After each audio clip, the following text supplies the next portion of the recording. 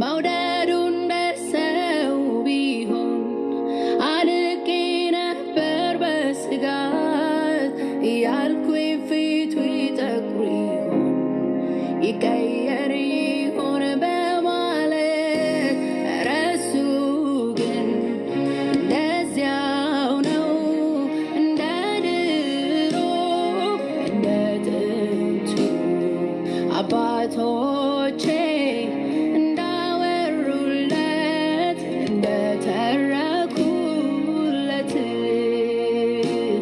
መውደዱ እንደሰው ቢሆን አልቄ ነበር በስጋት ያልኩኝ ፊቱ ይጠቁር ይሆን ይቀየር ይሆን በማለት ረሱ ግን እንደዚያው ነው እንደ ድሮ እንደ ጥንቱ አባቶቼ እንዳወሩለት እንደተረኩለት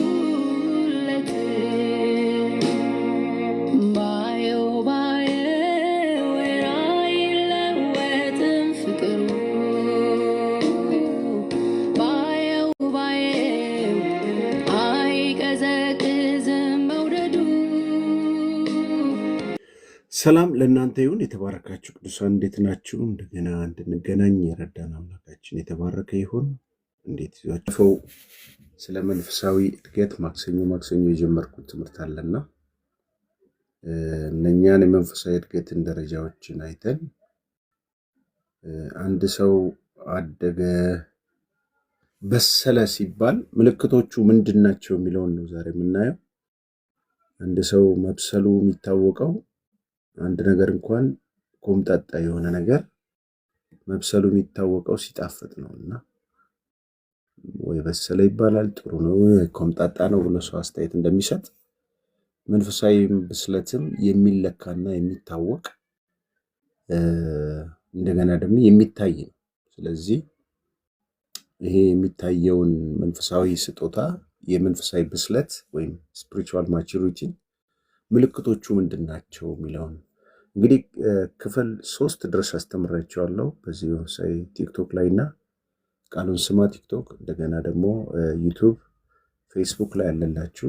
ስለዚህ እዛ ላይ መከታተል ይቻላል እና እንግዲህ በተለይ በግሪኩ ወደ 5 አይነት የመንፈሳዊ እድገት ብስለቶችን ለማየት ሞክረናል እና ለማስታወስ ያህል የመጀመሪያው የመንፈሳዊ ብስለት የግሪክ መጽሐፍ ሲተረጉመው 5 የተለያዩ ደረጃዎችን በማስቀመጥ ነው የሚገልጸው።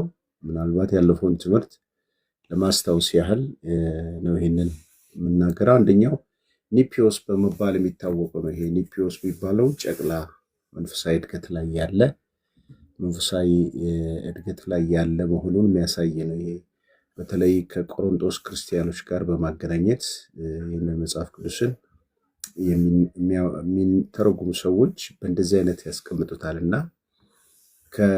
በትምህርተ ነፋስ ወደዚህ የሚንገላቱ አሁንም በአእምሯቸው ሕፃናት የሆኑ መውረስ የማይችሉ ለምሳሌ ለሕፃኑ ወራሽ በሆነበት እድሜ ሕፃን በመሆኑ ምክንያት ከባሪያ የማይለይ ከጠባቂዎች በታች የመሆን ስለዚህ ሕፃን ባህሪ ሁሌ ተገልጋይ ነው። አሁን በዚህ ዘመን ይህን ትምህርት እንዳስተምር የሚያስገድደኝ ብዙ ሰዎች የአገልጋይ ጥገኞች ናቸው። በቃ አገልጋዮች ልክ እንደ ሕፃን ልጅ ዳይፐር የሚቀይሩላቸው ብላክ ሴሪፋም የሚባል ይሄ ሕፃናት የማንኪያ ክርስትና የማንኪያ መንፈሳዊ ልምምድ ውስጥ ያሉ ብዙ ሰዎች አሉ። ያለነሱ በስተቀር መተንፈስ የማይችሉ እንደዚህ አይነትን በሽታ ነው ይሄ ኒፒዮስ የሚባለው መንፈሳዊ ጨቅላነት። ሌላው ሁለተኛው ፓይዳ በመባል የሚታወቅ ነው። ይሄ ፓይደን የሚባለው ደግሞ ገና ልጅነት ላይ ያለ ግን እድገት ያለው በተፈጥሮ በስጋ ከእድሜያቸው ከ2 ዓመት እስከ 12 ዓመት እድሜ ላይ ያሉ በጣም በተለይ የሰው ልጅ የተፈጥሮ እድሜ እስከ 20 ዓመት ባለው እድሜ ውስጥ ከፍተኛ እድገት ያለበት የእድሜ ክልል ነውና ሰው እስከ 20-25 ድረስ ነው ቁመቱም ሰውነቱም የሚያድገው። ከዛ በኋላ እድገት ያቆማል እነኚህም ፓይዳን የሚባሉትም ከ2 ዓመት እስከ 12 ዓመት ያሉ ገና የራሳቸውን ፍቃድ ለማወቅ እየተጣጣሩ ያሉበት የእድሜ ክልል መሆኑን ለማየት ሞክረናል። የራሱን ፍቃድ ለመወሰን የሚያደርጋቸውን ጥረቶች ታያላችሁ። በዚህ እድሜ ክልል ውስጥ አባትና እናቱን ጠንቅቆ የሚያውቅ፣ አገልጋዮቹን ጠንቅቆ የሚያውቅ፣ የሚጠቅመው የሚጎዳውን ነገር በተወሰነ መልኩ የሚያውቅ እንደሆነ አይተናል። ሌላው 3ኛ ብለን ያልነው ሂዎስ በመባል ነው። ይሄ ወጣትነት ላይ የደረሰ መንፈሳዊ እድገት ነው። ወጣትነት ላይ የደረሰ መንፈሳዊ እድገት ነው እና ይሄ መንፈሳዊ እድገት ብዙ ጊዜ በምን ላይ ያተኮረ ነው? በዚህ ደረጃ ውስጥ ያሉ የመንፈስ ቅዱስን ድምፅ ጠንቅቀው የሚለዩ የሚሰሙ ያሉበት፣ በተለይ ጌታ ኢየሱስ ክርስቶስን አገልግሎት በጀመረበት እድሜ በዚህ ደረጃ ነበረ። ይሄ የወጣት ኢየሱስ በ30 ዓመቱ ነው አገልግሎት የጀመረውና ይሄ እድሜ በጣም ወሳኝ፣ ይሄ እድሜ የእድሜው ክልልም ከ22 እስከ 30 ዓመት ያሉ ወጣቶችን ያለበት የእድሜ ደረጃ ነው እና በመንፈሳዊ እውቀት ብስለታቸው፣ ልምዳቸው የጎለበተ ለሌሎች ለማስተማር የሚበቁ ደረጃ ላይ ያሉ፣ ክፉን ከመልካም መለየት የሚችሉ የእድሜ ክልል ላይ ያሉ ናቸው። 4ኛው ደግሞ ቴክኖን የሚባለው ነው። ይህ ቴክኖን ጎልማሳነት ላይ የደረሰ መንፈሳዊ እድገት ነው። እንግዲህ ለማስታወስ ያህል ነው ያለፈው የምነግራችሁ። ይህ የእድገት ደረጃ አማኞች ጌታ ኢየሱስ ክርስቶስን እውነተኛ ደቀ መዝሙር መሆናቸው የሚገለጥበት ጊዜ ነው። ይህ ለውጥ እና እድገት በህይወታቸው ውስጥ ወንጌል በመመስከር ለሌሎች ጸጋን በማካፈል ፍሬ የሚታይበት የእድሜ ደረጃ ላይ ነው እና በዚህ ደረጃ ላይ ያሉ ሰዎች ለወንጌል ብዙ ዋጋ የሚከፍሉ ናቸው፣ መስዋዕት የሚከፍሉ ናቸው። ነፍሳቸውን እስከ ሞት ድረስ አሳልፈው ለመስጠት ወደ ኋላ የማይሉ ናቸውና ክፉን ከመልካም የሚለዩ ናቸው። በጣም ጠንካራ፣ ይሄ አጥንት የተባለውን ጠንካራ ምግብ የመብላት አቅም ያላቸው፣ መንፈሳዊ ብስለት ደረጃቸው ከፍ ያለ ነው እና እንዲህ በቀላሉ በትምህርተ ነፋስ የማይወሰዱ ስሜታዊ ያልሆኑ መንፈሳዊ ነገር ጠንቅቀው የመለየት ዲዘን ስፕሪት ያላቸው ናቸው። ዓለማዊውን ውሸቱን ከእውነት የመለየት አቅም ያላቸው ናቸው። ስለዚህ ጠንካራ ምግብ መልካሙን፣ በተለይ ዕብራውያን ምዕራፍ 5:13-14 እና ጠንካራ ምግብ መልካም ከክፉ በመለየት ራስህ ስለሚለምዱ የሚለዩበትን ቴስት ማድረግ የሚችሉበት የበሰለ ማንነት ስላላቸው ጠንካራ ምግብን ከቀላል ምግብ መለየት አቅም ያላቸው ናቸው። ይሄ 4ኛው። 5ኛውና የመጨረሻው ያልነው ምንድን ነው? ይሄ ቲሊዮስ የሚባለው ነው። ፍጹምነት ላይ የደረሰ መንፈሳዊ እድሜ ብዙ ጊዜ አባትነት ላይ የሚያተኩር ነው። አባትነት ላይ በሀሳባቸው በሳል ናቸው፣ በባህሪያቸው በሳል ናቸው፣ በማህበራዊ ህይወታቸው በሳል ናቸው፣ ወደ ፍጹም ደረጃ የደረሱ ናቸው። የሰማይ አባታቸው ፍጹም እንደሆነ እነሱ ፍጹማን የሚሆኑ ናቸው እና ይህንን እድሜ ክልል ላይ ያሉ ናቸው ሚል እስከ አሁን ሳስተምራችሁ የነበረው ያለፉ ጊዜያቶችን ስንማረው የነበረ ትምህርት ነው እና ዛሬ ደግሞ እነኚህ መንፈሳዊ ህይወታቸው የበሰሉ ሰዎች ምን አይነት ባህሪ ያላቸው፣ ምን አይነት ባህሪ ያላቸው፣ በምን እናውቃቸዋለን ብለን በምንልበት ሰዓት ውስጥ ያንን መለየት የምንችልበት ትምህርት ነው ዛሬ የምንማረው። ኦኬ፣ መንፈሳዊ ብስለቶች ምልክት አላቸው። ማንም ሰው በህይወቱ ውስጥ ምልክት እንዳለው፣ ለምሳሌ የታመመ ሰው ምልክት አለበት። አሁን ሰሞኑን የወንድማችን ነፃነት አሟሟት ስታዩ አንድ ፎቶ ቅድም አይቼ አንድ ልጅ የሶሻል ሚዲያ ላይ በጎን በኩል ተነስቶ አይኑ ቢጫ ሆኖ አይታው ነበረ እና በሚገርም ሁኔታ ያቺ ሴት ራስን ቼክ አድርግ፣ ተመርመር አይነት ነገር ኮሜንት አደረገችለት እና አይኑ ቢጫ ነበረ። ይሄ እንግዲህ አይን ቢጫ ብዙ ጊዜ ከሊቨር ጋር የሚገናኝ ምልክት ነውና ስለዚህ አንድ ሰው ሲታመም ራሱን የቻለ ምልክት አለው። ኮፒ ሊንክ ምናምን አድርጉልኝ፣ እዚህ ጋር ዋርኒንግ እየሰጠኝ ነው ያለው። እኔ ማስተማር ላይ ብቻ ፎከስ ላድርግ፣ ሌላው እናንተ ስራ ስሩ። ጌታ ኢየሱስ ይባርካችሁ።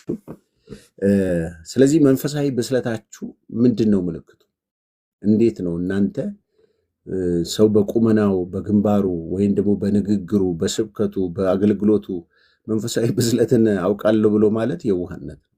መንፈሳዊ ብስለት በእንደዚህ አይነት ነገር አይታወቅም። ሲጀመር መንፈሳዊ ብስለትን በሆነ ድራማዊ ንግግሮች፣ ይሄ በተለይ አሁን የዚህ ዘመን አነቃቂ የሚባሉ አላሉ፣ እንደነሱ አይነት የንግግር ችሎታ ማርቀቅ፣ አንዳንድም ቸርቾች ላይም ደግሞ ወጣቶችን የሚይዙበት ይሄ ፍልስፍናዊ ስነልቦናዊ ቋንቋዎችን በመጠቀም ሰው መንፈሳዊ ብስለቱ አይታወቅም።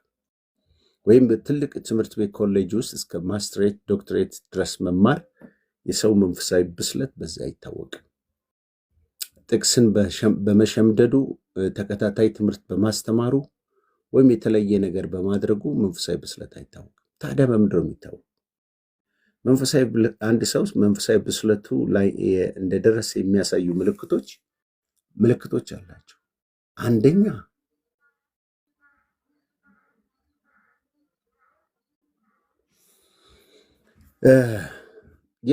እኔ ሁል ጊዜ ሳስተምር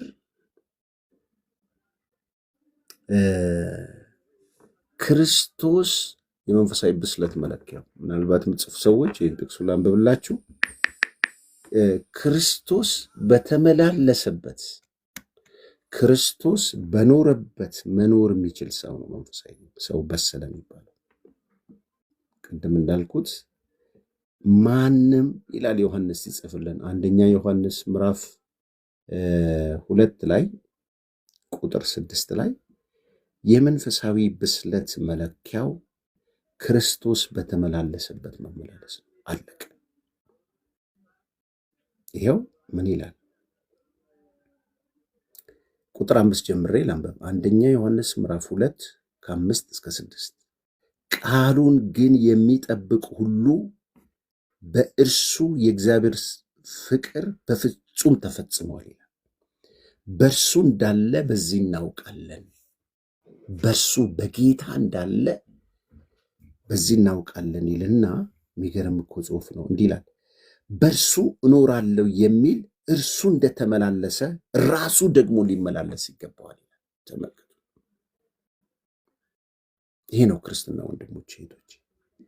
በፍጹም አንሸወድም፣ በፍጹም አንታለልም። እስከ ዛሬ ይበቃናል። ይህን ትምህርት ከተማራችሁ በኋላ ግን መኖር ማለት ክርስትና ማለት ክርስቶስ ነው። አለቀ።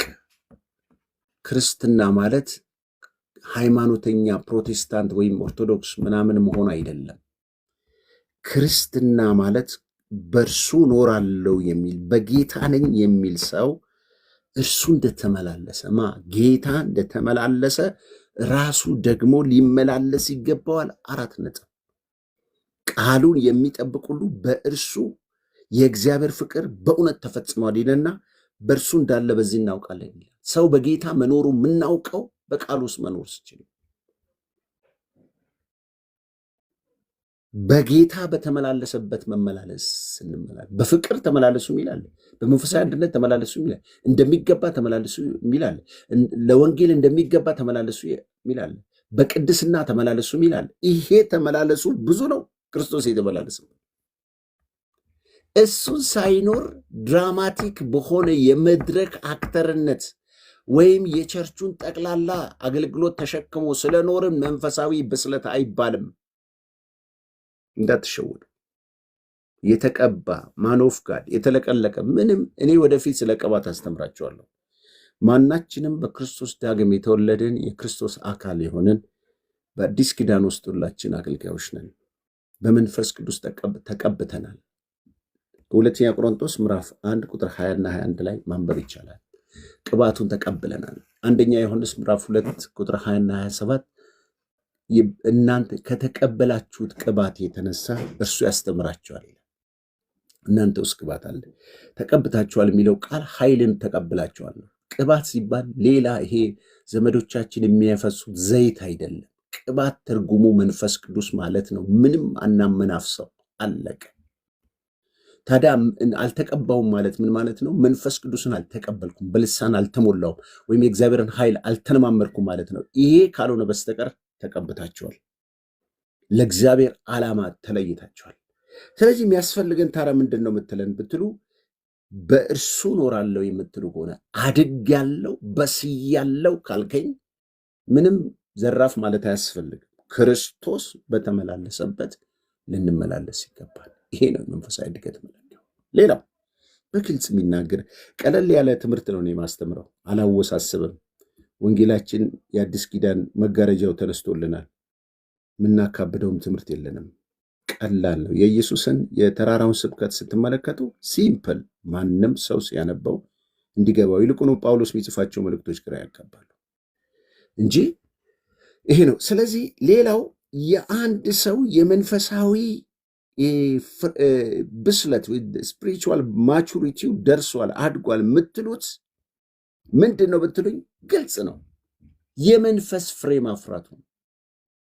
እነኚህ ፍሬ በህይወት ውስጥ ከሌለ ድረስ አንድ ሰው እኔ እንዴት አድርጌ ይለካዋለሁ?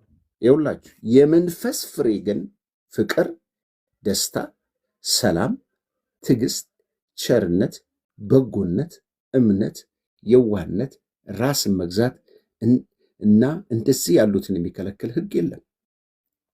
አያችሁ፣ የመንፈሳዊ ብስለት መለኪያው መንፈሳዊ ፍሬ ነው። መንፈሳዊ ፍሬን መለኪያ እሱ እንደሆነ ካልተረዳችሁ በስተቀር ጌታ ኢየሱስ ክርስቶስ በምድር በነበረበት ጊዜ ካስተማረባቸው ትምህርቶች እኔም በማገኛቸው የአገልግሎት ትምህርቶች ውስጥ ከምናገርባቸው አንዱ ስለ ፍሬያማነት ነው። ስለ ፍሬያማነት ወገኖቼ በግልጽ እንዳትሸወዱ ልነግራችሁ። ይህ ትምህርት እንግዲህ ከበሰላችሁ አይቀር በደንብ ላስተምራችሁ። የጸጋ ስጦታና የመንፈስ ፍሬ ልዩነት አለው። ሰውን ሰውነቱ የምትለኩት በጸጋ ስጦታው ሳይሆን በመንፈስ ፍሬው። የጸጋ ስጦታ ማለት ለምትሰሙኝና ሰምታችሁ የምታሰሙት የአደራ ስጦታ ነው። የአደራ ስጦታ በምድር ለምሳሌ እኔ ስልኬን ለሚሚ ብሰጣት እኔ ይህን ስልክ ያዥልኝ የሆነ ቦታ ደርሼ እመጣለሁ ካልክ ያንን ስልክ ተመልሼ እስከመወስድ ድረስ መጠቀም አትችልም። ግንስ በስልኩ ላይ ከፈቀድኩላት በዚህ ስልክ ደውይ፣ በዚህ ተጠቀሚ ካልኩ በሰጠዋት ገደብ ልክ ብቻ ነው መጠቀም ትችላል። የጸጋ ስጦታ እንደዛ ነው።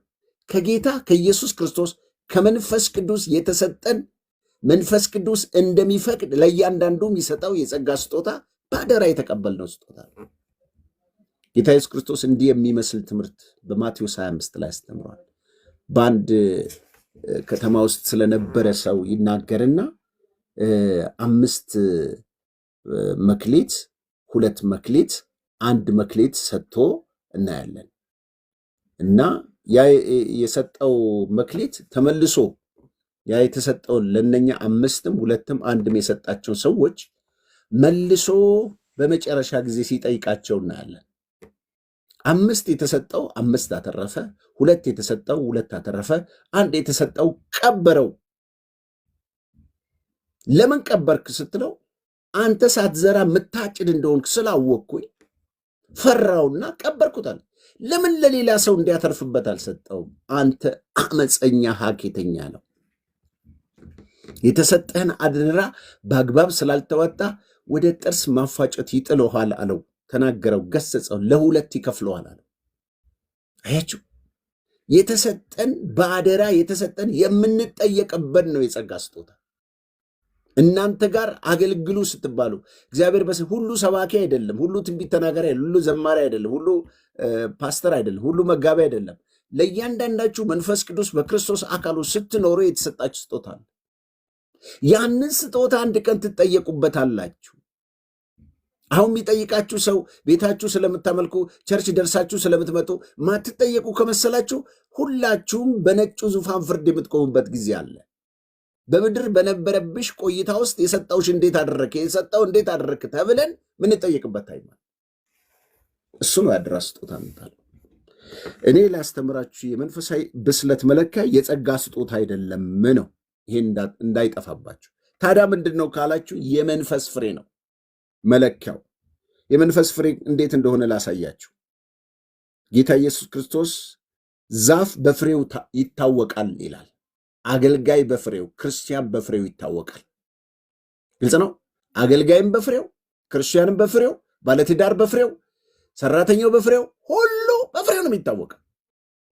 እንዲህ ይላል፣ የበግ ለምድ ለብሰው ከሚመጡባችሁ በውስጣቸው ግን ነጣቂ ተኩላ ከሆኑ ከሐሰተኛ ነቢያቶች ተጠበቁ። ተመልከቱ፣ ቃሉ ራሱ እንዴት ይዘገንናል መሰላችሁ። የበግ ለምድ ለብሰው የሚመጡባችሁ የተባለው ስለ ቸርች ውስጥ ላለው ጉዳይ ነው የሚናገረው። ስላላመኑ ስለሚመጣው አውሬ ስለ 666 አይደለም፣ ቸርች ውስጥ ስላሉ ጉዳይ ነው። ያውም ስፔሲፊክ አድርጎ ነቢያት ወይም ደግሞ ነቢያት ሲባል የቃሉ ማስተማሪ በሉ ሌሎችንም እግዚአብሔር ወክሏቸው ቀብቷቸው የቤተክርስቲያን ውስጥ የሚያገለግሉትን ሁሉ የሚያካትት ነው። ስለዚህ ከነኚህ ከሐሰተኛ ነቢያቶች ተጠበቁ የሚላቸው እንዴት አይነት ባህሪ እንዳላቸው ነው ቢነግረን። የበግ ለምድ ለብሰው ነው የሚመጡት። ቀጥሎ ምን ይላቸዋል? ነጣቂ ተኩላ ይላቸዋል። የበግ ለምድና ነጣቂ ተኩላ ምን አገናኘው ስትሉ፣ ተኩላ ተንኮለኛ ነው። በግ ውሻና ተኩላ ይፈራል። በጣም ፈሪ እንስሳ ነው በግ። በዛው መጠን ደግሞ የዋህ ነው። ስለዚህ በግን ለማታለል ከፈለጋችሁ ያ የተኩላው የቆመውን ጆሮ ወደ ታች ያወርደዋል፣ የቆመውን ጭራ ወደ እግሩ መሃል ይከተዋል። በግ መስሎ ይገባል። የነሱ ወገን ይመስላቸዋል። ከዛ ሕፃኑትን ወይም ደግሞ ጠቦቶችን ነጥቆ ይሮጣል ማለት ነው። አያችሁ፣ ገብተው ሲበሏችሁ፣ ሲወስዱባችሁ፣ ጸጋችሁን፣ ቅንነታችሁን፣ ለእግዚአብሔር ያለን ታማኝነታችሁን፣ ቅድስናችሁን፣ ፍቅራችሁን፣ እነሆ ለእግዚአብሔር ያላችሁን ትጋት ሲወስዱባችሁ አታውቁም። አገልጋይ መስለው ነው የሚቀርቡት። መንፈሳዊ ሰዎች መስለው ነው የሚቀርቡት። ትዝ ይላችኋል ሔዋን የወደቀችበት ሲስተም። ሁለተኛ ቆሮንቶስ ምዕራፍ 11 ቁጥር 1 እና 2 ላይ እንደ እባብ በተንኮሉ የሔዋንን አእምሮ እንዳበላሸ ዛሬም ለክርስቶስ ያላችሁ ቅናት እንዳይበላሽ እፈራለሁ ይላል። እባብ ተንኮለኛ የሚያደርገው፣ እባብን ሄዳችሁ ብታዩት ገላው ልስልስ ነው፣ እሾክ የለውም፣ ውስጡ ግን መርዝ አለበት። አታውቋቸውም እንደዚህ አይነት ሰዎች። ሔዋን ጋር ሲመጣ ቀንድ አብቅሎ አይደለም የመጣው ሰይጣን፣ እባብ መስሎ ነው የመጣው። እባብ ደግሞ ያስቀድመው የራሱ ስም ክሩብ ከሚባሉ የመላእክት ዝርያዎች መካከል ውስጥ የሚያንጸባርቅ በጣም አንደበተ ርቱዕ የቅኔ ሰው ጥበብ የተሞላ ነው። ዝም ብሎ ተራ አይደለም። ሰይጣንን ልሰብካቸው አይደለም።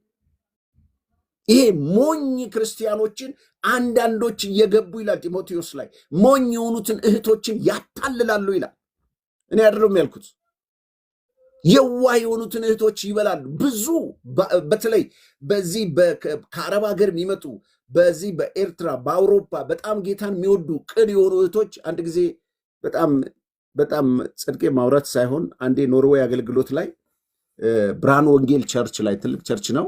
እዛ ገብቼ ሳገለግል መገለጥ ተናገርኩኝ እና የዛ ቤተክርስቲያን ሽማግሌ የሆነ ሰው እዛ ከተማ ላይ ከባለቤቱ ጋር ስላለበት ነገር በመገለጥ ተናገርኩና በጣም ያለቅስ ነበር። እያለቀሰ ያለ በጣም እንደዚህ ያለኝ፣ እኔ እስከ ዛሬ ብዙ አገልጋዮች ከተማ መጥተዋል፣ ያለውበትን ስቃይና መከራ ተናግረውኝ አያውቁም እና እግዚአብሔር በአንተ በኩል ተናገረኛል። ይገርማችሁ፣ እግዚአብሔር ሲናገር ምስጢር ለማውጣት ስላይደለ ያ ትዳሩ ተፈወሰ፣ ሰላም ሆነ። ከዛ ወዲያውኑ አንድ በጣም ሰውነቷ ክስት ያለች የተጎዳች ዜግነቷ ኤርትራ የሆነች እናት ነገር ነች። ወደ 30-40 ዓመት አካባቢ የምትሆን እናት ነች እና በጣም ታማለች። ከዛ ስጸልይ ቀጥታ እንዴት እንደሚያረጋት በመገለጥ ተናግሬ ከወገቧ በታች እንዴት እንደሚያረጋት ሰውነቷ እንዴት እየበላት እንዳለ ጠላት ይገላት እንዳለ እንዴት እንደተደገመባት ተናገርኩና ጸለይ። እጄን ያዘችኝ። ምን አለችኝ? በጣም ነው ያዘንኩት። እኔ ስሙን አልጠቅስላችሁም፣ እንዲህ የሚባል ነብይ ጋር ገስት ሃውስ ገብቻለሁ ለወር አለች። ብዙ ገንዘቤን ጨርሻለሁ። አንድ ነገር ሳይሆንልኝ ግን መጣሁ። እዚህ ግን መጥተህ ስትጸልይልኝ ይኸው ቆሜ አንተን እያናገርኩ ነው አለች። እኔ በጣም የገረመኝ ገንዘቧ ልክ 12 ዓመት ደም ሲፈሳት እንደነበረች አይነት ሴት ገንዘቧ አልቀረ ከሀገር ከዛ ከኖርዌይ ጀምሮ ኢትዮጵያ ድረስ እስከምትመጣ ድረስ ያንን ሁሉ መንገድ አሳልፋ ምንም መፍትሄ ሳታገኝ እዚሁ አቅራቢያው መጥቶ ግን ጌታ ሲነካት ምን ትላላችሁ?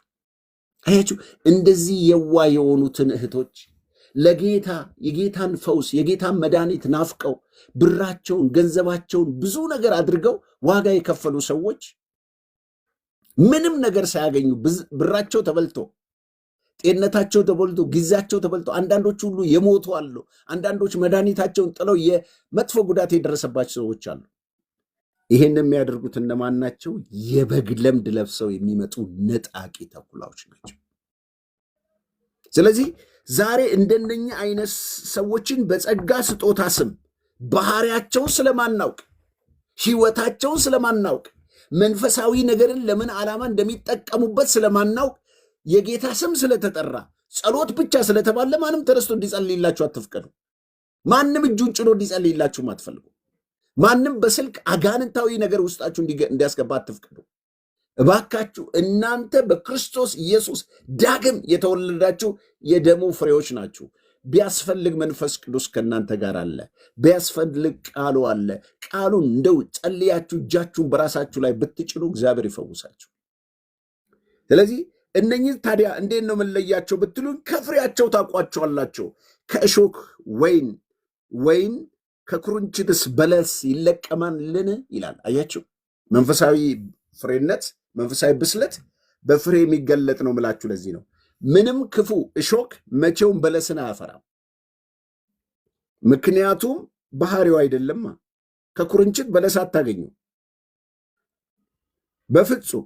እንዲሁ መልካም ዛፍ ሁሉ መልካምን ፍሬ ያደርጋል፣ ክፉ ዛፍ ክፉ ፍሬ ያደርጋል። መልካም ዛፍ ክፉ ፍሬ ማፍራት ወይም ክፉ ዛፍ መልካም ፍሬ ማፍራት አይቻልም።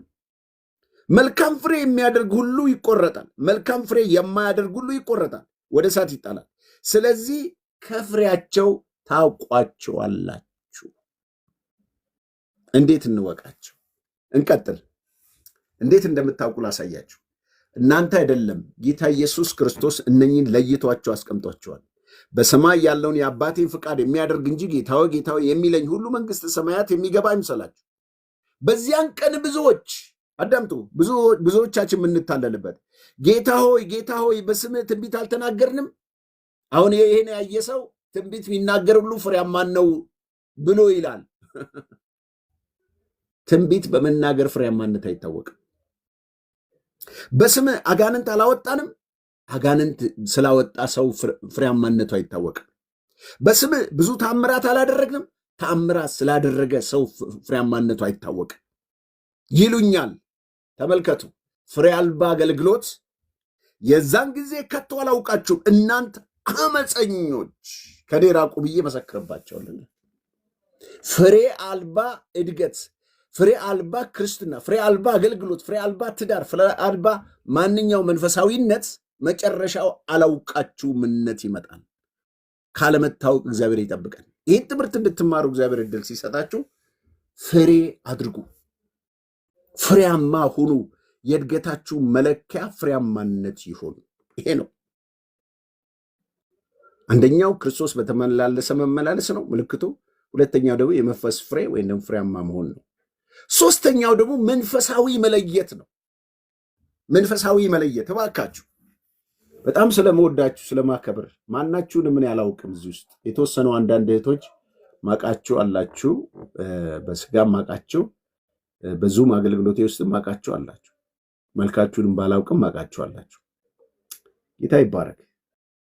እኔ በህይወቴ ውስጥ ከማገለግለው አገልግሎት ውስጥ አንዱ እንደሄን ያህል ዘመን እንዳገለገልኩት ምን ትወዳለህ ብትሉኝ እንደ ክርስቲያን ኃጢአትን ከጽድቅ ውሸትን ከእውነት መለየት የሚችል መንፈስ ያለው ክርስቲያን ማየት እናፍቃለሁ። እውነትን ከውሸት መለየት ዲዘርን ስፕሪት ያለው ሰው መንፈስ ቅዱስ በእኛ ውስጥ ተቀምጦ ለመዘመር ብቻ ልሳን ለመናገር ብቻ ያልሆነ ውሸቱን ውሸት ማለት የሚችል አጋንንትን አጋንንት ነው ማለት የሚችል ገባችሁ አይደለ? እውነት የሆነውን ነገር እውነት ነው ማለት የሚችል መለየት የሚችል አቅም ያለው ሰው እንኳን እኔ ሐዋርያው ጳውሎስ ወይም ደግሞ የዕብራውያን ጸሐፊ የጻፈው ሰው እንደዚህ ይላል። አዳምጡ። ሰው ካላደገ አስቸጋሪ ነው። ከ11 ጀምሮ ምዕራፍ 5 ከ11 ጀምሮ ላንብብላችሁ። ስለ እነርሱ የምንነግራችሁ ብዙ ነገር አለን። ጆሮአችሁ ስለፈዘዘ ስለፈዘዙ በቃል ልንተረጉም ጭንቅ ነው። ከጊዜው የተነሳ አስተማሪዎች ልትሆኑ ሲገባችሁ አንድ ሰው ስለ እግዚአብሔር ቃል መጀመሪያ ያለውን የሕፃናት ትምህርት እንዲያስተምራችሁ እንደገና ያስፈልጋችኋል። የሚያስፈልጋችሁ ወተት ነው እንጂ ጠንካራ ምግብ አይደለም። ተመልከቱ፣ ወተት ነው እንጂ ጠንካራ ምግብ አይደለም። ወተት የሚጋት ሁሉ ሕፃን ስለሆነ እግዚአብሔር ከወተት መጋት ይጠብቃል። አይገርም? ወተት የሚጋት ሁሉ ሕፃን ስለሆነ የጽድቅን ቃል አያውቅም። እንደዚህ አይነት ጠንካራ ትምህርት አይማሩም። ሌላ ቦታ ነው ስክሮል እያደረጉ የሚዝናኑት። ሌላ ፌዝና ዋዛ ያለበት ቦታ ነው ኦንላይኑ ራሱ ሙሉ የሚሆነው። እንደዚህ አይነት የጽድቅ ቃል ያለበትን የመስማት አቅም የላቸው። ግልጽ ነው። ስለዚህ ጠንካራ ምግብ አዳምጠኝ፣ እዚህ ጋር ነው ያለው። መለየት ይችላሉ ነው ያልኩት። ጠንካራ ምግብ መልካሙን ክፉን ለመለየት በስራቸው የለመደ ልቦና ላላቸው ለፍጹማን ሰዎች ነው። ያደጉ ሰዎች የሚታወቁበት አንዱ ባህሪያቸው ወገኖች፣ የሚታወቁበት አንዱ ባህሪያቸው ጠንካራ ምግብ የመብላት አቅም አላቸው። ጠንካራ ምግብ የበሉ ፍጹማኖች ክፉን ለመለየት አቅም አላቸው። ክፉን የመለየት አቅም ከሌለ ሁሉን አሜን እያልክ የምትወድ ከሆነ ኪሳራ ነው። አንድ ጊዜ ያሉ ንስር ከእንቁላል ከዶሮ ጫጩቶች ጋር ከዚህ በፊት ነግሬያችሁ ከሆነ አላውቅም፣ አብሮ ተፈለፈለ። እንቁላሉን ከጫጩቶች ከዶሮ እንቁላል ጋር አብረው ቀላቀሉትና አብሮ ተፈለፈለ። አብሮ ከተፈለፈለ በኋላ የሚገርመው ነገር አብሮ ከተፈለፈለ በኋላ አንድ ቀን ሰፈር ውስጥ እየጫረ እንደ ዶሮች እየጫረ እየበላ ያለ ዘመዶቹ በአየር ላይ ሲበሩ አያቸው። ከዛ አጠገቡ ያለው ጓደኛው ጫጩት ወይም ደግሞ ትንሽ ዶሮ ምንድነው ወደ ላይ የምታየው? እነዚህ እኮ የምታያቸው ዘመዶች ናቸው አለው። በኋላ እንደዚህ አለ፣ አንተ እኮ ከዚህ በኋላ እንደነሱ መብረር አትችልም፣ ዶሮ ሆነ ተወልደሃልና ዶሮ ሆነ ትቀራለህ አለው። ወገኖቼ እግዚአብሔር ከዚህ ይጠብቀን። እኔና እናንተ የንስር አቅም ከፍ ብለን የመብረር በጽድቅ የመብረር በመንፈስ ቅዱስ ኃይል እየጋለን የመብረር አቅም ተሰጥቶን ሳለ እንደ አሳማ ምንድነው ይሄ ተራ ነገር እየበላን ተራ ኑሮ እየኖርን ዝም ብለን እየተጨመላለቅን እንደ ዶሮ እየጫረን የምንኖርበት ዘመን ይብቃል። ከኖርን አይቀር እንደ ክርስቲያን ይሄ ኤግልስ ክርስቲያን እንደሚባለው ይሄ ንስር አይነት ህይወት ከፍ ብሎ የመብረርን አቅም እግዚአብሔር ይስጠን። ይሄ የመብረር አቅም ያላቸው ሰዎች በመንፈሳዊ ህይወታቸው የበሰሉ ክፉን ከመልካም የመለየት የሚችሉ አቅም ያላቸው ሰዎች ናቸው። ስለዚህ አንዱ የበሰሉ ሰዎች ጠንካራ ምግብ የሚበሉ ሰዎች መልካሙንና ክፉ ለመለየት በስራቸው የለመዱ ልቦና ላላቸው ለፍጹማን ሰዎች ናቸው። አያችሁ፣ ፍጹማን ሰዎች ከሚያደርጉበት አንዱ ክፉን ከመልካም የመለየት ውሸቱን ከእውነት የመለየት። ይኸውላችሁ አንድ ልድገምላችሁ። በዚህ ጥቅስ ላይ ቅድም ስለ ቅባት ሳወራችሁ ነበረ። አንዱ የእግዚአብሔር ቅባት በእናንተ ውስጥ የተቀመጠበት ወይም ደግሞ እንደተቀባችሁ ከሚነግራችሁ የመጽሐፍ ቅዱስ ክፍል ዓላማው የተቀባችሁበት ይሄ ቅባት በእናንተ ህይወት ውስጥ የሚሰራበት ዓላማ ለምንድን ነው ብትሉኝ፣ ዓላማው ግልጽ ነው። ዓላማው ግልጽ ነው ወገኖቼ። ምንድን ነው ብትሉ፣ እናንተ ከቅዱስ ቅባት ተቀብላችኋል ይላል። አዳምጡ። እናንተ ከቅዱስ ቅባት ተቀብላችኋል፣ ሁሉን ታውቃላችሁ። አየህ፣ አልተቀባም ለምትሉ የምስራች ተቀብላችኋል ጭራሽ ይልና ቁጥር 21 እውነትን የምታውቁ ስለሆናችሁ ቅባቱ ውስጡ ስላለ ውሸትን ሁሉ ከእውነት እንዳልሆነ አያችሁ። ውሸትን ሁሉ ከእውነት እንዳልሆነ ስለምታውቁ እንጂ እውነትን ስለማታውቁ አልጽፍላችሁም። እኔ ምጽፍላችሁ አለ እውነት ስለምታውቁ ነው እንጂ ውሸት ስለምታውቁ አይደለም። እናንተ ውስጥ የገባው ቅባት እውነትን የሚገልጥላችሁ የእውነት መንፈስ በመጣ ጊዜ ወደ ምን ይመራችኋል? ወደ እውነት ሁሉ ይመራችኋል እንደተባለ እኔና እናንተ ውስጥ የገባው ሌባውን ይለያል፣ አጭበርባሪውን ሸንጋዩን ይለያል። እኔ አንዳንድ ጊዜ በዚህ በፈውስ አገልግሎት ውስጥ ከሚያጋጥመኝ ነገሮች ውስጥ አጋንንት በጣም ብልጥ ከመሆኑ የተነሳ እንደዚህ ጉባኤ መካከል እየዘመረ እዛ የሚዘምረው ወይም ደግሞ የሚጨፍረው ሰውዬ ጋር ጠጋ ስለው በልሳን የሚናገር ሊሆን ይችላል፣ መዝሙር ሊዘምር ይችላል። ከዛ በኋላ የእግዚአብሔር መንፈስ መዝሙሩ አምልኮም አይደለም ልሳንም አይደለም አጋንንት ነው ሲለኝ በጌታ በኢየሱስ ስም ቆም እለዋለሁ። አሜን ሃሌሉያ አሜን ጸልበል በጌታ አንተ ሸንጋይ መንፈስ ስለው ወይኔ ተነቃብኝ ይላል።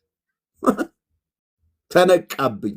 አያችሁ፣ ልሳን የተናገረ ሁሉ ከእግዚአብሔር መንፈስ እንዳይመስላችሁ አረፋ እስከሚያደብቅ ድረስ እየጨፈረ ከእግዚአብሔር እንዳይመስላችሁ።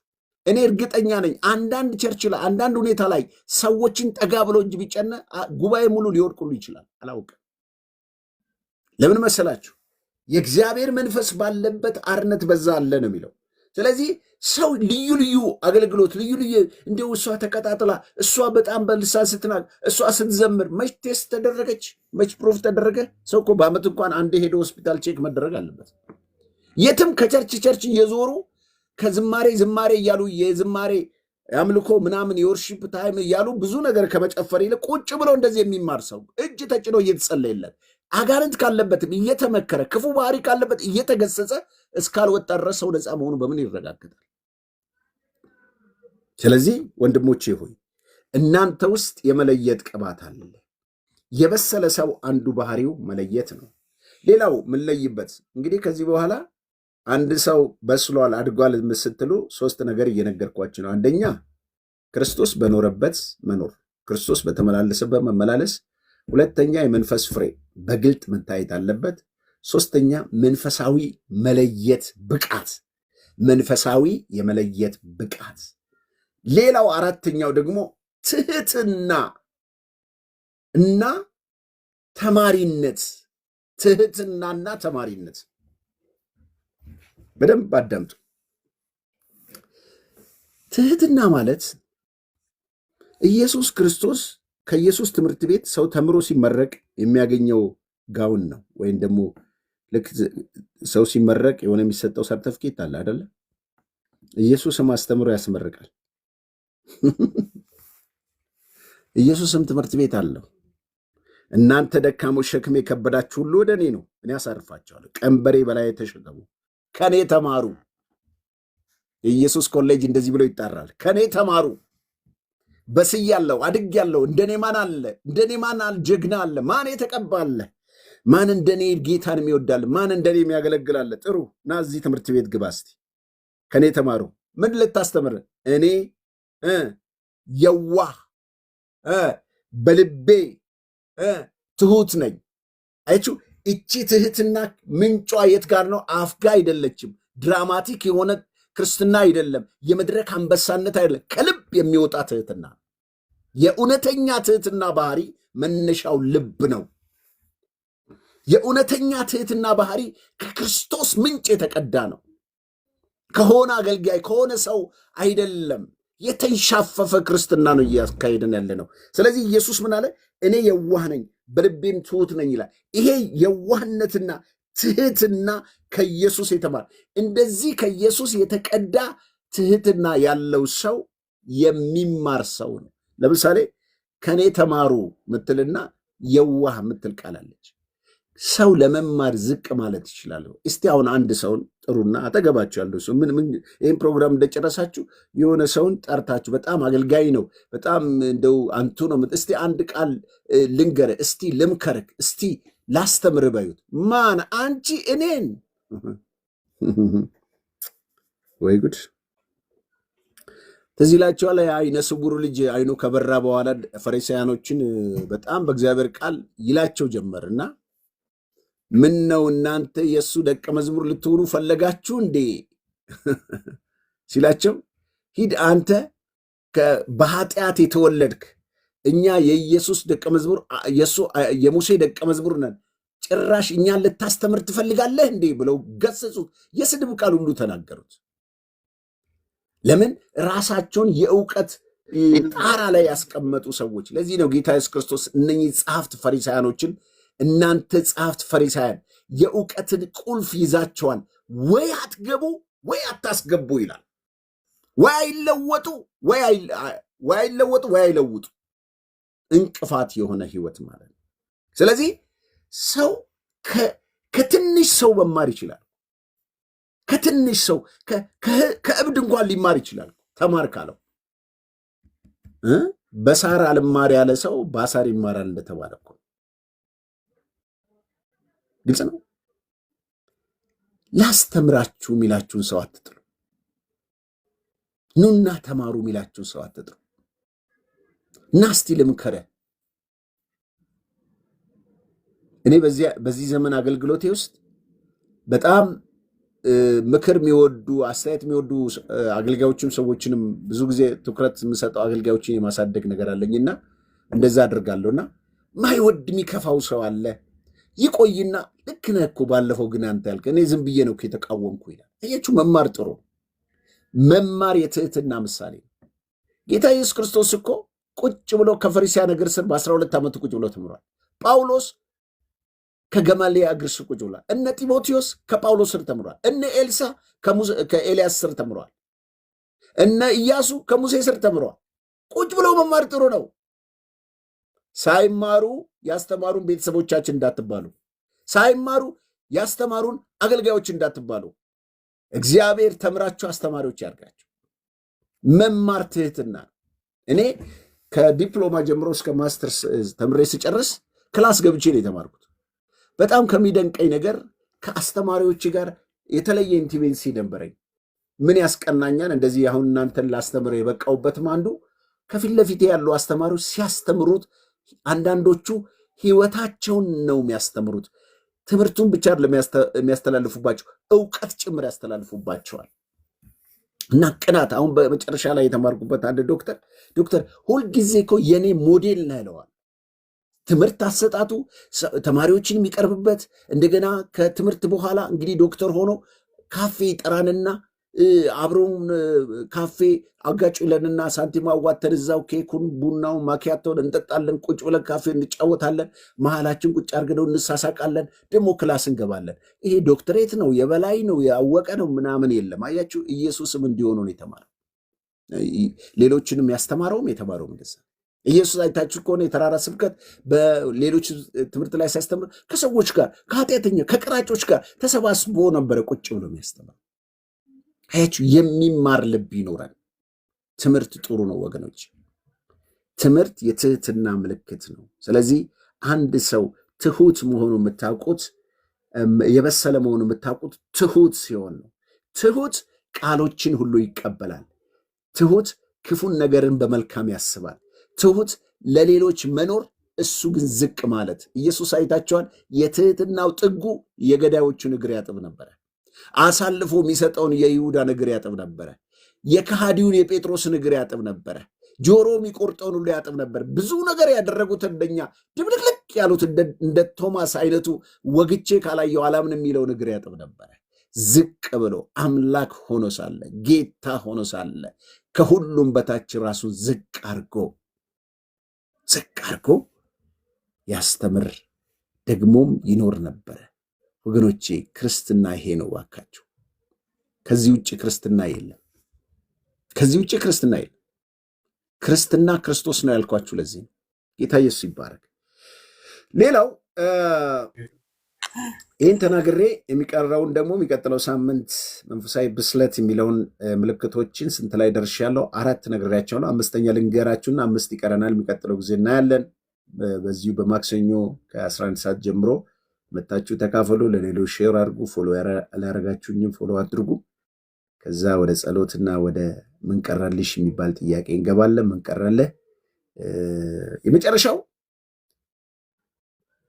የመጨረሻው አገልግሎትን ወይም ደግሞ አገልግሎትን መሸከም። ይሄ ማለት አገልጋይነት መንፈስ ማለት ነው። መጨረሻው አንድ ሰው ትሑት መሆኑን ብታውቁት ጌታ ኢየሱስ ክርስቶስ በማቴዎስ ላይ ሲናገር ግማሾቹ ያዕቆብና ዮሐንስ ወደ ኢየሱስ ክርስቶስ በመጡ ጊዜ እንደዚህ አለው፣ ጌታ ሆይ አንተ በመጣ ጊዜ አንዳችንን በቀኝ አንዳችንን በግራ አስቀምጠን አሉት።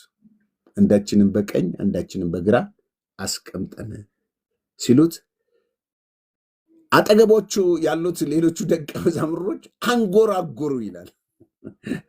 አንጎራጎሩ ምን ማለት መሰላችሁ? እንዴት እኛን ቁጭ አድርገው እነሱ እንደዚህ አይነት ጥያቄ ይጠይቃሉ ለማለት ነው። አንጎራጎሩ። የሚገርመው ነገር ቢያንጎራጉሩም ጌታ ኢየሱስ ክርስቶስ የመለሰላቸው መልስ ድንቅ መልስ ነው። ማንም የሁሉ የበላይ የሚፈልግ ቢኖር የሁሉ የበታች ይሁን። ማንም ጌታ መሆን የሚፈልግ ቢሆን የሁሉ ባሪያ ይሁን። እኔ የሰው ልጅን ሊያገለግል መጣ እንጂ ሊገለገል አልመጣም። ምን ማለት ነው? እኔ ባሪያ ልሆን የመጣሁት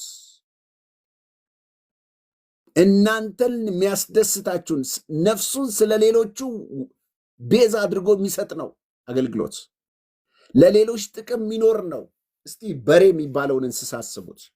በሬ የሚባለውን እንስሳ አገልግሎት ማለት እንደ በሬ ነው። ይህ ልናገርና ልጨርስ። በሬ ሲኖርም ለሰው ነው፣ ሲሞትም ለሰው ነው። እውነት ውሸት? በሬ ሲኖርም ለሰው ነው፣ ሲሞትም ለሰው ነው። ሲኖርም አርሶ ያበላል፣ ሲሞትም ጥሬው ይበላል ማለት ነው። አገልጋይ እንደዚህ ነው። እኔ የሚል እሱ አገልጋይ መሆን አይችልም። ማን መሰልኳችሁ? እኔ ወንዱ የሚል ከሆነ እሱ ናቡከደነፆር ነው፣ አገልጋይ መሆን አይችልም። ስለዚህ አገልጋይነት ሌሎችን መሸከም ነው። አገልጋይነት ነፍስን ስለ ሌሎቹ መስዋዕት ማድረግ ነው። አገልጋይነት ጌታ ኢየሱስ ክርስቶስ እኔን ማገልገል የሚፈልግ ይከተለኝ፣ አባቴም ያከብረዋል፣ አገልጋይም ከእርሱ ጋር ይሆናል። አያችሁ፣ ጌታን ማገልገል የሚፈልግ ጌታ እኔን ይከተለኝ ማለት ጌታ በሄደበት ጌታ ባለፈበት የሚያልፍ ነው አገልጋይ። አገልጋይ ለሌሎች ሕይወት ደስታ የሚኖር ማለት ነው። ስለዚህ ይሄን አገልግሎት መሸከም የሚችል ሰው ካለ ድካማችሁን የሚሸከም፣ ተግሳጻችሁን የሚሸከም፣ ኩርፊያችሁን የሚሸከም፣ ጉድለታችሁን የሚሸከም፣ በትንሽ በትልቁ ማያጣጥላችሁ፣ ማይንቃችሁ፣ ማይመታችሁ፣ በቃል ማይጎዳችሁ፣ ብትጎዱ ባትጎዱ፣ ደስ ቢላችሁ ደስ ባይላችሁ ደንታ የሌለው ቸልተኛ፣ እንደዚህ አይነቱ ሰው አገልጋይ መሆን አይችልም። አገልጋይ ስለ ሌሎች ጥቅም ራሱን መስዋዕት አድርጎ የሚሰጥ ነው። አገልጋይ ላይክ እንደ ክርስቶስ ነው። ክርስቶስ በተመላለሰበት አይነት የአገልግሎት ህይወት መኖር ነው። አገልጋይ ሌሎችን መሸከም ነው። አገልጋይ ለሌሎች መስዋዕት መሆን ነው። ጌታ ኢየሱስ ክርስቶስ ጸጋውን ያብዛለን። የሰማችሁትን ይባርክላችሁ። ይህን